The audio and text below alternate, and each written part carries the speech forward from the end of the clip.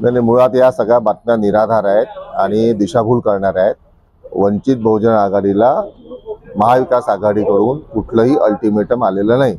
त्यामुळे या सगळ्या अफवा आहेत आणि याच्यावर कोणी विश्वास ठेवू नये.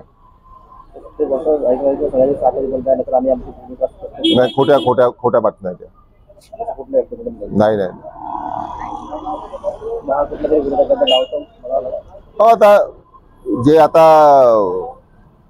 मीडियामध्ये समजा आमच्या विरुद्ध नेहमी काही पाकिटबाज लोक आहेत की जे सातत्याने आमच्या विरुद्ध मांडणी करत राहतात. हे प्लॅन्टेड लोक आहेत आणि ते सातत्याने डिस्टर्ब करण्याचे प्रयत्न सुरू असतात.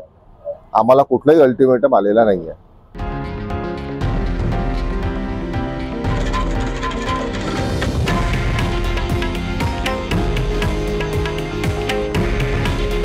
हे आहे देशातील नंबर 1 न्यूज नेटवर्क आणि आपण पाहत आहात TV9 मराठी.